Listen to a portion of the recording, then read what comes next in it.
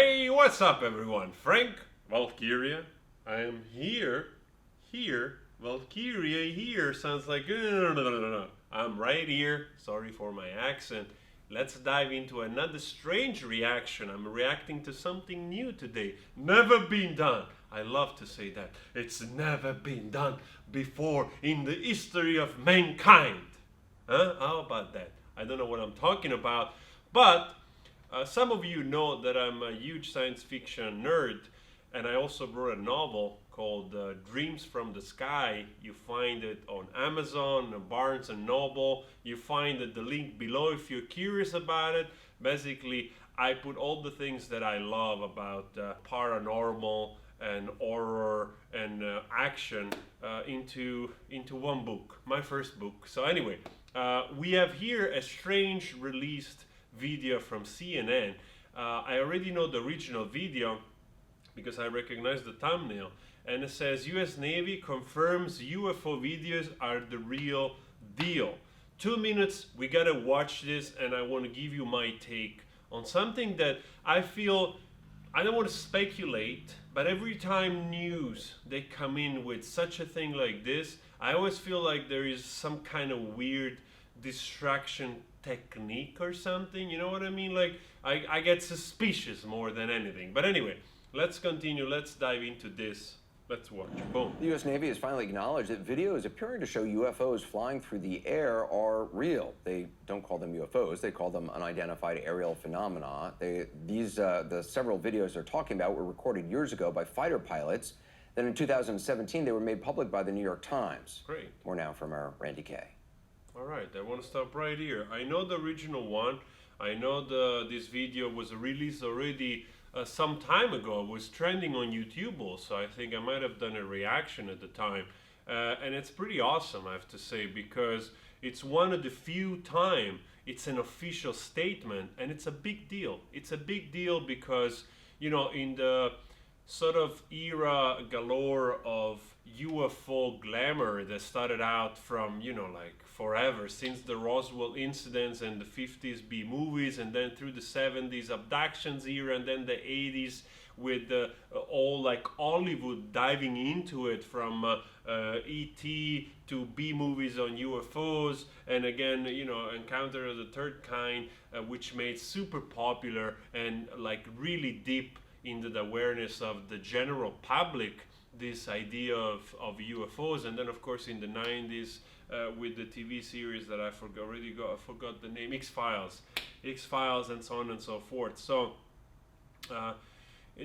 so we have had like at least 50-60 years of sort of building the general public awareness on this phenomenon that has gone through all the direction of crazies. And you know, there's very few little things which we can consider closer to the truth. Like also Bob Lazar came out with a new documentary that's really fascinating. If you don't know, Bob Lazar was this dude that he claimed to work in S4, like someplace close to Area 51, and he made all kinds of claims which they're extraordinary, and you should go check the Joe Rogan podcast and also the documentary. Really fascinating stuff. I knew the story already for long. So when I see stuff like this, you know, like official news outlet talking about this, and also the Army, the Navy confirming something like that, it's a big deal. It's a big deal because either they're trying to reignite some kind of attention on an issue because they have something in mind, in my opinion, or because perhaps it's so evident that there are no answers to certain things that they have to, you know, like come clean. Or if they know something, they go like, hey, listen, it is a strange phenomenon. It is a UFO, whatever you want to call it. We don't know what it is, but it doesn't seem to be from around here or something. So that's fascinating and great. It's about time. Let's go. I'm a believer anyway. Yeah, this is the video. Images of that rotating thing captured by U.S. Navy aircraft. Sensors locking in on the target. This one I haven't seen. Commander David Fravor saw it firsthand during a training mission, describing it like a 40-foot-long tic-tac, maneuvering rapidly and changing direction. As we both looked out the right side of our airplane, we saw a disturbance in the water and a white object, oblong, pointing north. Wow. The object was first sighted in 2004, then similar objects again in 2015. Footage of the sightings, declassified by the military, weren't made public until December 2017 by the New York Times and a group that researches UFOs. There's a whole fleet of them. Look on the ASA. My gosh. Wow. They're all going against the wind. The wind's 120 knots to the west. Look at that thing, dude.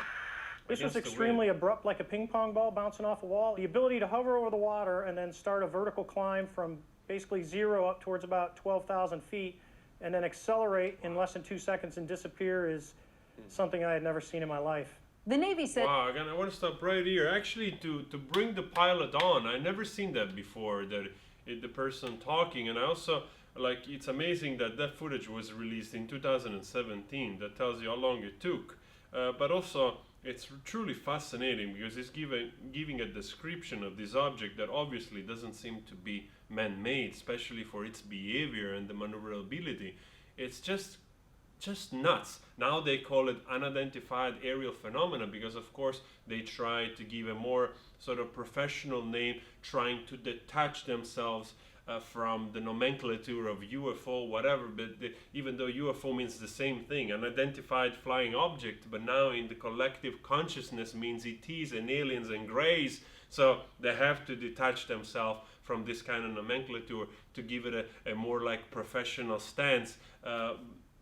And not being probably ridiculed or something. But to me, this is a big deal personally, because it's either a distraction technique or it's like really those things they know that they're happening more frequently and they have to start to release something. Otherwise, sooner or later, like you're literally gonna have people, even though today we have 4K cameras, good cameras, it's still hard to capture those things because some people forget that like even when you have a professional camera and something is like 2 kilometers on the horizon, 3 kilometers on the horizon, you can have also like a good zooming lens, but it's going to be far.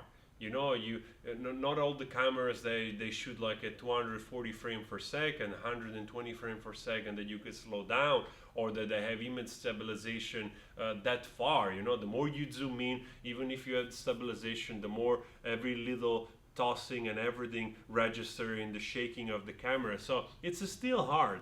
If something is close, if something is a proximity of like 50 meters, 100 meters with a good camera in daylight, you will have awesome images, even an amateur. But if something is far away, 5-6 kilometers, even with a professional camera, you still bump into the same problems more or less we had before in the 90s or in the 80s. Probably it's going to be a little bit better. If it's a guy that it's an amateur or he knows what he's doing, probably, he might capture a little bit better, but still, something far is still hard to capture. And you see it here that you have a professional jet which has like everything dedicated to aim and is tracing the object, and you still see the object is pretty far away. They don't have the capability probably to zoom in, or they're not showing it. Probably it is zoomed in all the way through, and that's what you see. It's still like as much on a screen that it's flying really fast. So only from the data of acceleration and behavior you can deduct that it's something that it's probably not from around here. And it's mind-blowing. I find this absolutely mind-blowing because everybody around the world has probably like to a degree this awareness that there must be something more out there. Like I'm gonna go into the big thing now, of course, that we are just one planet in a galaxy that hosts like billions of stars in a universe that we don't understand, with billion of galaxies. So it really like, it's not a matter if to me if life exists, it's just a matter probably the distance is too large, the way we imagine traveling, that those things are not coming around, because the distances are just gigantic in the traditional sense of going from point A to point B in a straight line. It's just not possible for millions of years or millions of light years away. So if there are other ways of traveling around, it seems quite impossible even for civilization like our own somewhere else You know, even on our own galaxy. You know, like I'm not even talking outside our own galaxy. If we are on a branch of the Milky Way and another planet like us, it's on the other side of the Milky Way, it will still take like an absurd amount of years to travel at the speed of light. So it's pretty crazy still to think that way. But this, I find it mind-blowing, and I can't wait for more. Like, I think we are in a generation that we might be able to, boom, happen. So I really look forward to that. And of course, I'm biased, I'm a believer, but I wonder how many of you believe that there is life in the universe. And yeah, leave a comment. Let me know what you think about this news. And if you like this video, you know what to do. Do that. Go check the book. Go check whatever you want. And I'll see you next time. Always spread love.